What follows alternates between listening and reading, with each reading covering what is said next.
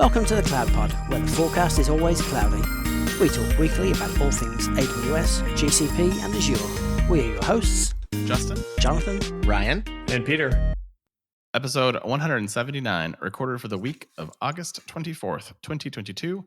Google Cloud can't be DDoS'd. Good evening, Peter, Ryan, and Jonathan. Full house tonight. Hey, Justin. Hello. Hey. Yeah. A little bit of a slow news week. I mean, there's a lot of stories, but they're not always that interesting of stories. As all our listeners just shut off now, they're like, "Okay, I'm out." No, I mean, they're good. They're just the quality is a little lacking this week. So we're going to talk a little bit more about some of them, just in what they mean, I think, which is nice. You know, a little more talking, a little less news reading is always nice as well. So that's what we're gonna do. Let's start up with AWS. Trusted Advisor has a new capability if you're paying for enterprise support.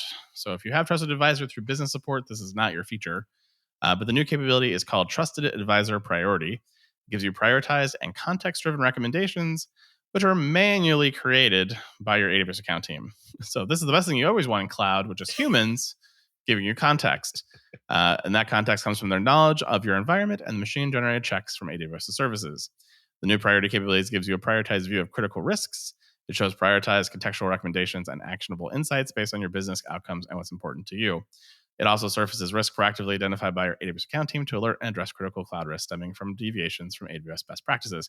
And I mean, at the end of the day, if I had business support, I think I'd just ask my account rep to give me this data and just not put it in the console for free versus paying for enterprise support for them to put it into Trusted Advisor. Finally, they found a use for Mechanical Turk. I think this is really just institutionalizing the knowledge that the enterprise customers are already getting from their account team. And it probably really helps in the event that the AWS account team experiences churn for those customers not to be negatively impacted by it. Probably makes it really easy for new people on that AWS account team to come in and know where the other team left off. I don't think it's really a new feature, really just a new way to access data that customers are already getting. Yeah, so now when you told your TAM to take a hike about, enabling dual VPN paths for your connectivity to the cloud, to your private data center, you can now put that in your Trusted Advisor notes and they'll hopefully see it and leave you alone. Is that what you're saying? Yes. Yeah, don't say I didn't tell you. That's a service. This is our liability service. Like we told you in Trusted Advisor, so you have no way to blame us for not telling you because we told you in Trusted Advisor. Because I know all of you guys live in Trusted Advisor every day. It's better than email, I suppose. True. Yeah, good point. Maybe then I can, fire off a SOC alert or something to it to some other team, and then they can harass me about it too. So then my account rep and my SOC team can have the going meeting. It's great. It's a quality service that I can't wait to use. Well, if you've been curious about what's happening during domain updates of OpenSearch, particularly when it's doing blue-green deployments, AWS is now allowing you to monitor the progress of a domain update, which can involve a blue-green deployment for the OpenSearch Surface Console or through the configuration API. OpenSearch will publish any validation failure events to EventBridge, and you can also view them in the Notifications tab. And having watched an OpenSearch cluster that was very small take 45 minutes to upgrade, I can only imagine what a big cluster looks like. And having any ability to know what's going on is a plus, because sometimes things in the Amazon world are a black box. Yeah, visibility is good for sure. It's always one of those things where you're staring at a dashboard just waiting for the status to change from red to green, right? Hopefully this allows some sort of relief to that. Yeah, and hopefully not in an outage where you're really hoping for it to get to green quickly. I had a really good experience with DHL recently where I was getting something shipped from like Eastern Europe.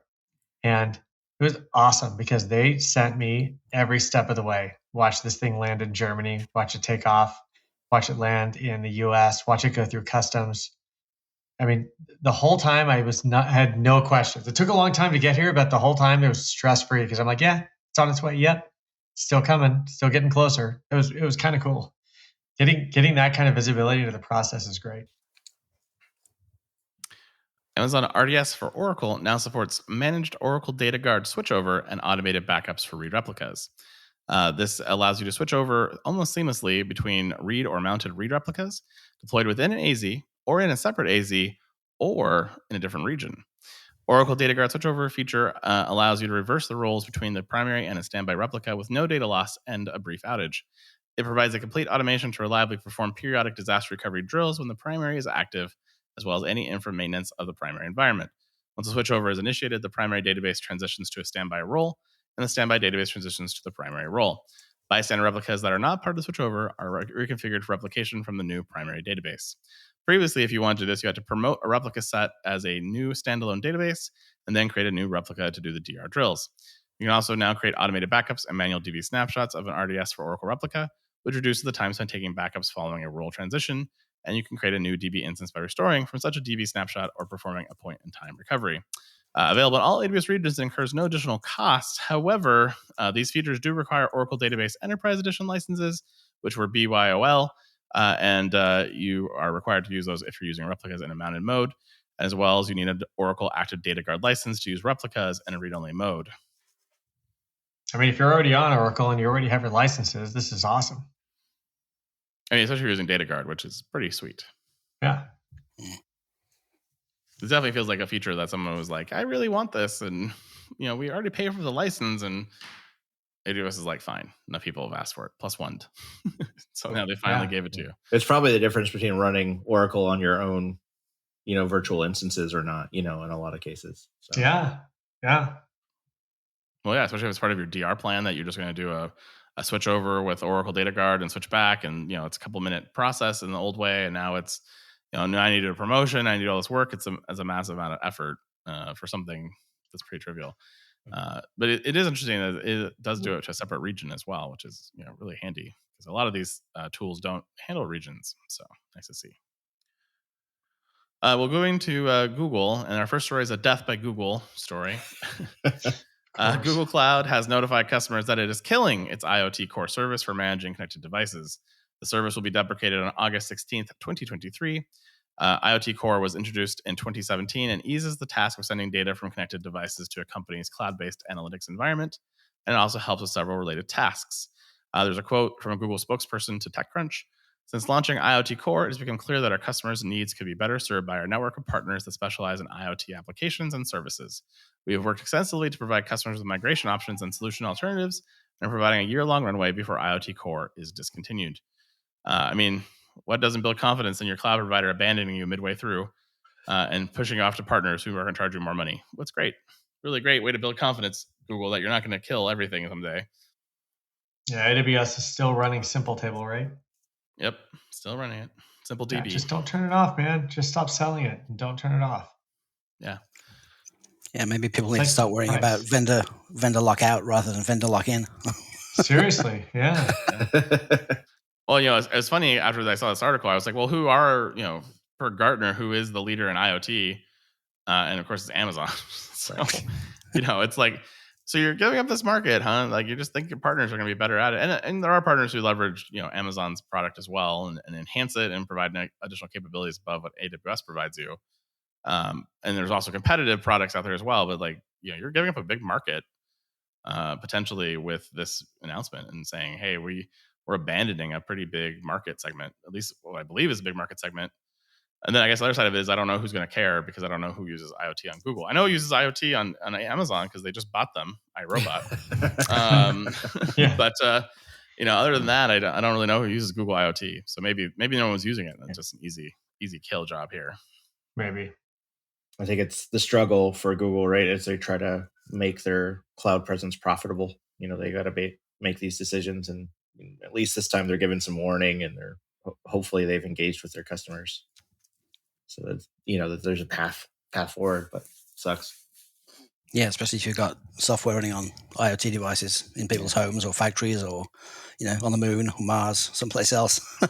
Well, and there's risk, right? It's a 12-month migration, right? It's a migration. That's a significant project with a drop-dead deadline of 11 and a half months.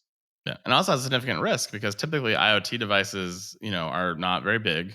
They don't have a lot of storage. They don't have a lot of CPU power. And if you have an error in updating this SDK, that you could brick a lot of devices that now have to be replaced and re-sent out or serviced. So potentially this is a very expensive proposition to you.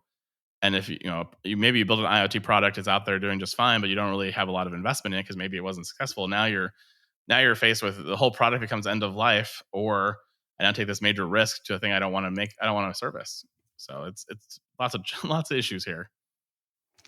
Yeah, and in tech, you get a lot of escrow agreements where if a company is dependent on a service that somebody else provides, that you often make arrangements that if the company does no longer want to service that particular feature or something that you can, or if they go out of business, then you can have access to the source code. You can continue to operate that yourself to mitigate the risk of your own business. But of course, with cloud compute, there's no way somebody else could take on running the Google IoT Core service without significant changes to the way everything works.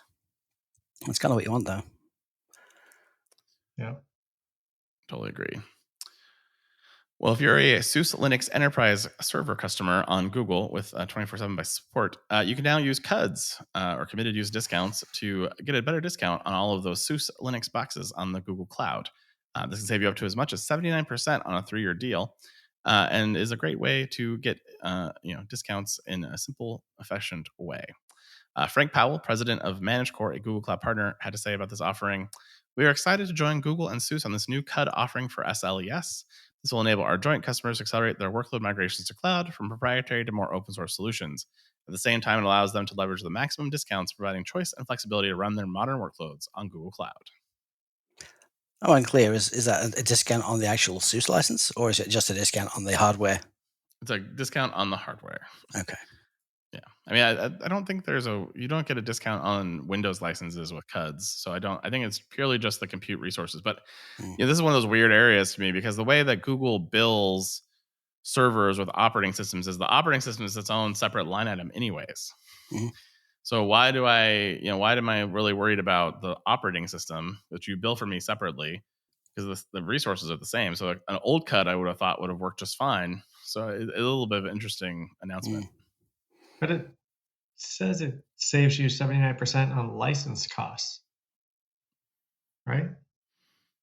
By purchasing SLES committed use account, you can save them for 79% on SLES. License costs. So that's good. So it is your license costs on top of the pay-as-you-go prices. See, read the article and you'll know. 1 to 2 virtual cores list price is 11 cents, and that's all the way up to 5 plus virtual cores. And so it goes down to basically on a 3-year CUD, basically 2 cents on a 1 to 2 virtual cores, and a 5 cents on 5 plus virtual cores. So it's interesting. So you are getting a discount on the server already.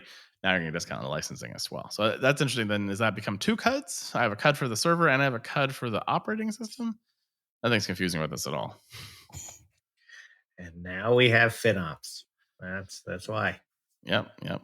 Let the FinOps guy figure it out. Yeah, exactly. Well, and it gets worse because they have Flex CUDs as well, which are like savings plans for AWS. So then, like, how does this apply to a Flex CUD plan? And when that gets GA'd later this year, like, who knows? That's for your FinOps person to figure out and yell at somebody at Google, like, what do you mean you're not going to cover my operating system in a Flex CUD? So, yeah. Well, apparently on June 1st, a Google Cloud Armor customer was targeted with a series of HTTPS DDoS attacks, which peaked at 46 million requests per second, which is apparently the largest Layer 7 DDoS reported to date, at least 76% larger than the previously reported record by Cloudflare. And to give a sense of scale, Google tells us that this is like hitting the entire day's worth of traffic requests to Wikipedia in 10 seconds. Wow. Yeah. Cloud Armor Adaptive Protection was able to detect and analyze traffic early in the attack lifecycle. Cloud Armor alerted the customer with a recommended protective rule, which was then deployed before the attack ramped up to its full magnitude. Cloud Armor blocked the attack, ensuring the customer service stayed online and continued serving their end users. A little bit of the details here. It started out 9:45 a.m. on June 1st with 10,000 requests per second. 8 minutes later, it grew to 100,000 RPS per second, and that's when the Cloud Armor alert triggered. And then about 2 minutes after they applied the new rule recommendation, it peaked to 46 million RPS. And then the attack decreased and ended 69 minutes later. The attack came from 5,246 source IPs from 132 countries contributing to the attack. And the top 4 countries only represented 31% of the total traffic. So this is a massive attack. 22% of the source IPs corresponded to Tor exit nodes, although the request volume coming from those nodes represented just 3% of attack traffic. Interesting enough, this does mean, if you do the math, that Tor exit nodes represented 1.3 million requests per second of the total attack, which is a massive amount of unwelcome traffic from Tor exit nodes, which I did not know they were possible to do because they are slow. And based on the data analyzed, it appears to be an attack that matches the Maris family of attacks. So, good job, Google. Thanks. And then next week, someone else will announce that they have the new record for DDoS attack, saving your bacon. It is incredible, though. Yeah, when you can do it scale, right? When you have that big a scale, you can spend the time and the money to do something like this right. And DDoS attacks can go the way of the dodo bird eventually. Yeah, actually, they said in the article that, basically because it got mitigated so quickly that there was no impact to the customer site, that most likely that's the reason why it didn't last very long, because they saw there was no value in continuing the attack. Isn't it better just to use all those zombie computers to mine Bitcoins for you and nobody would even bother you? A couple fans go on, no one's noticing their fans going on in their desktop PC. Who cares? Why is my computer running so slow? Well, just mining Bitcoin, no problem. From the hackers that have got access to it. It's great. Yeah. Ignoring those Tor nodes, which didn't make up a whole lot of traffic, that's like 12,000 requests a second per source IP on average. That's enormous. Yeah. Well, and, a lot of companies, I think they were mentioning this because, it's been a big trend lately to start blocking Tor exit nodes and blocking Tor traffic. And, I think they highlight this on purpose because there's been some question of like, well, how much value is that actually providing to you? But like they said, it's 12,000 per IP, or 1,200 per IP. That's a lot. So I wonder if that's just correlation though, not causation. Like it wasn't Tor related. Just people running Tor exit nodes are also more likely to end up getting compromised and getting used for DDoS attacks. I mean, there's definitely a percentage of Tor people who are definitely at risk of being compromised. Who shouldn't be on Tor exit nodes. And then there's a lot of people who are on Tor exit nodes who know what they're doing and probably wouldn't be in that camp. But they also may be downloading things that could potentially get them compromised. So you might be right. I don't know. Yeah, I guess that Tor traffic could be accidental or incidental, if you got a device that's infected. Well, again, this is a proxy. Yeah. It's a proxy attack, right? So it's very possible that no nodes were on the Tor network. It just happened to be the proxy they were hitting was, or had some ability to get to a Tor exit node. And Google is putting the power of Google's intelligence in the hand of your SOC team with a GA of curated detections as part of the Chronicle SecOps suite. The detections are built by the Google Cloud Threat Intelligence team and are actively maintained to reduce manual toil in your team. Security teams with this release can enable highly curated detections with a single click from within the Chronicle console. Operationalize data with high fidelity threat detection stitched with context available from authoritative sources such as IAM and CMDB. Accelerate investigation and response by finding anomalistic assets and domains of prevalence, visualization for the detection triggered, and map detection coverage of the MITRE ATT&CK framework to better understand adversary tactics and techniques and uncover potential gaps in the defense. The first curated detections are Windows-based threats, including info stealers, ransomware, rats, misuse software, and crypto activity, and network attacks, including exfil of data, suspicious behavior, and additional vectors, which is a good starting place. Windows is always the first place I would start, too, if I was trying to do security tools. And then you add on from there. So good call. Since you're running theme in some of the news we have today, like cloud providers doing things for you that you could really be doing yourself. Well, it's the advantage of using a cloud provider, right? Is historically you always did these things yourself. You ran the servers, you ran these things, but now you're as they're getting more sophisticated, there's more and more you can leverage your provider partner for. Yeah, here's a tool, but we don't know how to use it. Use it for us. Okay, so here's the curated reports. Okay, but now what do we do? But now what do we do with them? I'm like, oh, come on. That's how they know the next service to build. Yeah, I mean, some if you think about how many companies are just desperate to get security people because it's such a of all the markets, security engineers is one of the hardest to hire. It sort of makes sense that the more tools you can provide, the more things make the few people you do have somewhat more effective is going to be a win in security. Probably more so than it is in other technology areas where, people are, you can throw more people at the problem. So in this particular case, I see there's being some value. In the earlier trusted advisory, I have less value, but this one I can see some things. Agreed.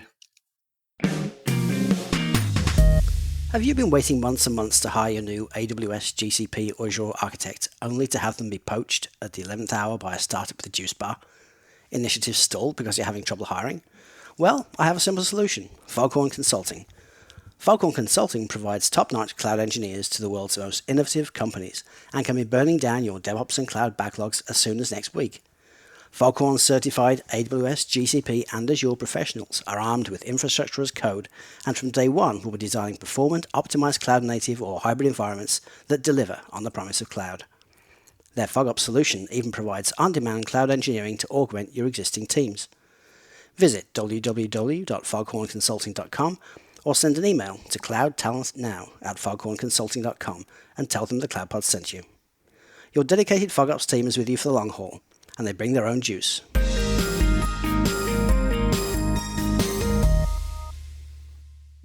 Well, in a strange Azure announcement this week, they are giving you the general availability of public IP capability on Azure VMware Solutions. Most customer applications running on Azure VMware Solution require internet access. These applications require both outbound and inbound internet connectivity. And Azure VMware Solution Public IP is a simplified and scalable solution for running these applications. Now, with this capability, you can enable the following: direct inbound and outbound internet access to the AVS of the network NSX-T Edge, the ability to receive up to 1,000 or more public IP addresses, DDoS security protection against network traffic in and out of the internet, and enable support for VMware HCX, which is the migration tool for VMware VMs over the public internet. And of all those reasons, the last one is the only one that makes any sense to me, because putting a public IP on my VMware infrastructure versus a load balancer in front of it makes zero sense to me. But they did finally realize that most apps running in the cloud need connectivity. Which is good, yeah. Right. Thank you for figuring that out. I really But appreciate now it. they're less secure. Yeah. I mean, I can see enabling it temporarily to do the migration from, VMware VMs on-prem. I can see that value prop, but then after that you turn it off, because why would I? Or is this you're running Tanzu on your Azure VMware solution, and since it's Tanzu, you need public IPs because Docker things. Well, they don't have to be public. It's just a last dash. It needs all the IPs, and so may as well start using public ones too. Yeah, just IPv6 public IPs, no problem. We need a /0. What does up to 1,000 or more mean? Surely it's either up to 1,000 or it's 1,000 or more. But up to 1,000 or more? Does that mean any number? Yeah, pointless PR statement. Yeah, that's great marketing right there. Yeah, as you said it, I was like, did I miswrite that? And I went and looked. No, it does say that. So that does say that. Yeah, that is 100% them. So yeah, that is a little weird. Is it 1024? But they didn't know really how to put that succinctly. Right. Azure, come on, man. These are all of Azure stories are Kubernetes related, so it must be Kubernetes week at Azure. They now support Kubernetes 1.24 with 46 enhancements that all came from Kubernetes. So I love Azure taking credit for those. And the version includes the deprecation of Docker shim, which we mentioned as well on our AWS segment last week in 1.24. So that's a big change for some. For most of you, it's a non-starter and not a big deal. So if you're in the camp that it's a big change, you're really mad. And if you're everyone else in the world, you don't care. But for those who care, it's a big deal. Then if you are always said, you know what, I need AKS clusters, but I need them on dedicated hosts, the same dedicated hosts that run the entire Azure cloud, that is now available to you as well from Azure this week. With hardware isolation at the physical server level, no other VMs will be placed on your hosts, and control over maintenance events initiated by the Azure platform are all in your hands to make sure your Azure Kubernetes dedicated hosts have the best uptime possible with those public IPs. Sounds expensive. Yep. But it's dedicated. It's dedicated expensive. And the final one, which kind of blew my mind, this wasn't a thing already, they finally integrated key management system into AKS, and they now support this as a plugin. The GA capability enables encryption at rest of your Kubernetes data in etcd using Azure Key Vault, which means you can now store secrets in your bring your own key encrypted etcd using KMS. Now, most Kubernetes people have learned that you never mention etcd. That's the secret part we don't talk about. But apparently in Azure world, they just come right out and say it. Like, oh, that's etcd, man. And everyone outside else is cringing. Like, oh my God, no. But that's the story. It said the quiet part out loud again. I mean, no one's really ever happy with the coordination layer. Like there's, before etcd, there's Zookeeper. Everyone complained about that. Before Zookeeper, there was probably something else. I just don't remember. Was it? I thought etcd was first, and then Zookeeper came after. Do I have that backwards? It could have just been the way I learned it. Yeah, Okay. I don't know. Yeah. Yeah, because etcd was hard, and then Zookeeper was supposed to make etcd better, and then it sort of didn't. And then Console came along if you wanted a paid for solution, and that's where a lot of people have ended up. So at least that's my memory of it. And I could be completely wrong. I have to go look it up. And we have an Oracle story this week. Always fun. And the only reason why this one ended up is because, of course, it's about unbreakable things.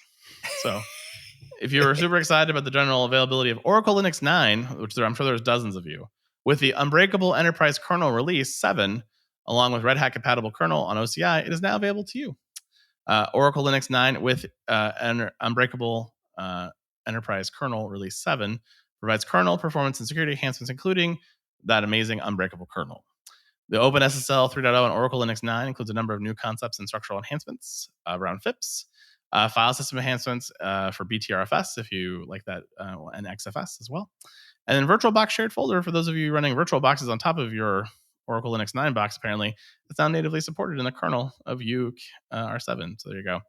As well as because this is an Oracle Linux OCI version, has some special OCI toys to play with, including built-in OCI utilities, because I love that attack vector, access to Oracle Linux Yum server mirrored in OCI, Oracle Ksplice pre-installed, OS management service support, Linux support at no additional cost, and a great option to migrate your CentOS or Red Hat workloads to OCI. I mean, it's not a bad operating system. They've retained the control of some of those cool things through, attorneys and patents and things. But yeah. I really don't know. I've never used it. And you couldn't pay me to use it for the real workload just because it's branded Oracle. If you had to support Oracle databases, you would probably want to use it because it has support for that, and it's built in, and you don't have to do less kernel monkeying around with it. Yeah, Ksplice is nice though. Doing kernel patching without rebooting machines was always a nice thing to have until we realized that we should just be throwing things away and replacing them. It's been so long since I cared. Yeah. Yeah. Yeah. It's a little weird to me, the whole idea of an unbreakable enterprise kernel release, because every time I've messed with the kernel, I've broken things. Yeah. At least the first time, I shouldn't have enabled that kernel flag. That was my bad. Sorry. It does seem like, a challenge accepted kind of moment whenever you brand it that way. Yeah, everything unbreakable is going to be breakable if I can break it. They just got to get Bruce Willis as spokesman, man. That's all I could think of is Bruce Willis surviving the train crash. That's a great movie. Unfortunately, he's retired from acting due to. I know he's not well. I think. No, I think Oracle's probably the only cloud then that you can actually run virtual machines on a virtual machine, because normally that flag is disabled. Certainly isn't AWS and GCP. You can't run VMs on a VM. Oh, that's a good point. I hadn't thought of that. That's kind of nice. Mm-hmm. Yep. I don't know what I would do with that, other than we call them containers. Yeah. Just call them containers, and it's allowed. Yeah. It's just like running Docker and Docker. Like, how far can you go down? Yeah. Well, we were talking about Jenkins in the pre-show before we recorded, and it's like, you can have Jenkins and Docker and Dockers and Dockers, and like you can go multiple layers deep in Jenkins and Dockers if you really want to have a bad day. I've done it. Yeah. Why does my build pipeline work? I don't know. Docker failed. Yeah. Somewhere. All right. Well, that is it for new news. Like I said, the light show. Peter, you want to take us to the lightning round? Amazon RDS now supports setting up connectivity between your RDS database and EC2 compute instance in just one click. Exposing your RDS database in one click is definitely a security benefit. Thank you, Amazon. DBA is configuring networking, though. That doesn't sound like a great plan. Find me a DBA who's gone into the console and provisioned a database, and then the security group, and I will tell you that's not a database person. That's a DevOps person. Mm-hmm. I wonder if they could put that change into a stored procedure somehow. Yes, you can. Drop the command line, API call, CLI call, done, sorted. What if it cleans itself up again at the end, though? Like if you delete the database, does your whole VPC just get trashed? Does it remove those subnets again? No. I don't know. It's crazy. I read the article. It seems like a huge, not exactly conflict of interest, but if you're going to deploy something in the cloud like a database, you should already have figured out how networking works, and you should already have a host to connect to it, and you should already do these things. I mean, it reminds you of like a quick lab or something. Press a button and get the thing set up. But someone was probably analyzing what it's aimed at. Actually, to be honest, I mean, it's probably aimed at like not production environments. Yeah, like we're seeing that people are getting stuck in this quick lab at this one particular spot, and if we just made a one-click option, then they would not get stuck here. Mm-hmm. Yeah, sure, okay. Well, you can now capture AWS site-to-site VPN connection logs using Amazon CloudWatch. I mean, I don't have to troubleshoot VPNs by just assuming what's in dev null anymore. That's super nice. I appreciate that one. This is a feature request from the AWS support team who are tired of customers asking them to log into the appliances and pull the logs. Yep. AWS cost categories now support out-of-cycle cost categorization. Which is, if it's out of cycle, just don't make me pay for it. That's how I feel about out of cycle. Huh. End of the month came, man. You can't bill me for stuff after the end of the month. Sorry. That's how I like it. That's what that means. I didn't even understand it.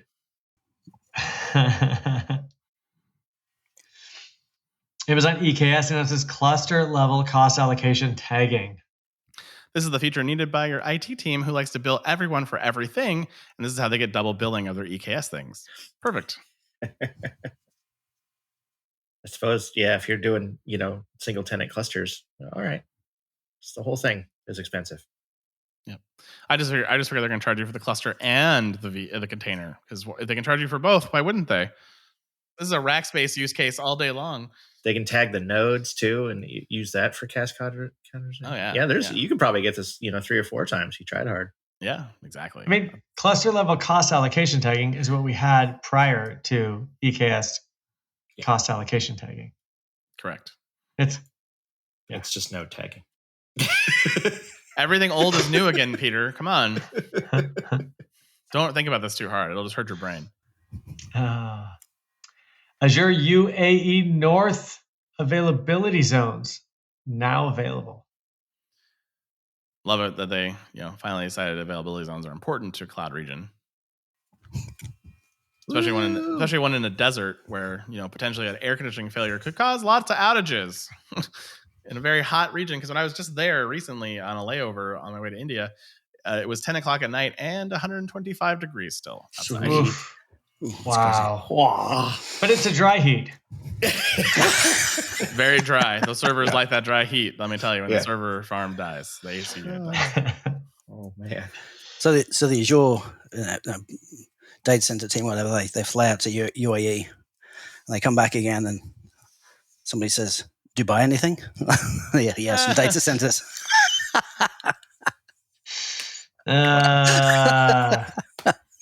Dad joke of the century.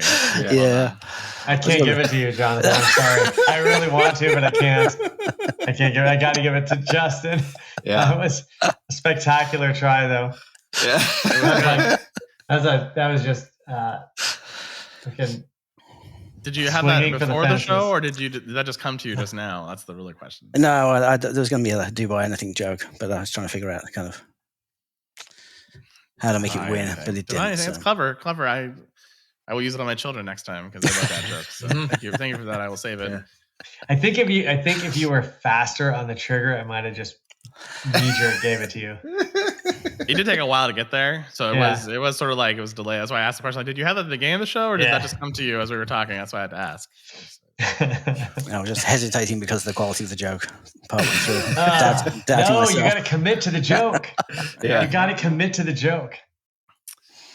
All right. Well, let's talk about all the things coming up. Once again, VMworld in San Francisco at Moscone Center, August 29th through the 1st. Can't wait to see all the Tanzu announcements soon next week. Join us for a show and tell at Google for Google Cloud Security Talks, August 31st.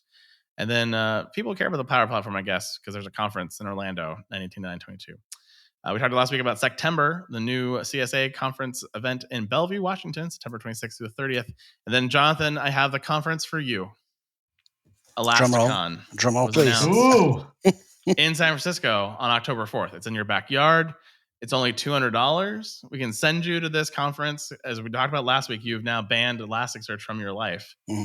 But I think you might enjoy the ElastiCon conference if you take a protest sign and get a seat right up in the front with that protest sign, because the CEO of Elasticsearch is going to be keynoting at the event. And I think this could be an excellent opportunity for some CloudPod promotion. I'm just saying. I will wear my OpenSearch shirt in the front row. Nice. Nice. Very, very nice. Cut the sleeves off. We should do what Oracle do and get some, get some branded vehicles to drive around town. Get some OpenSearch cars to give people rides. All right. Well, that's another fantastic week here in the cloud. We'll see you guys next week. Good night. See you later. Bye, everybody.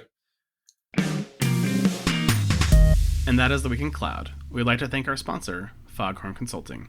Subscribe on iTunes or wherever you get your podcasts, and tweet us your feedback at #TheCloudPod. Or join our Slack channel. Go to our website, thecloudpod.net, for sign-up instructions.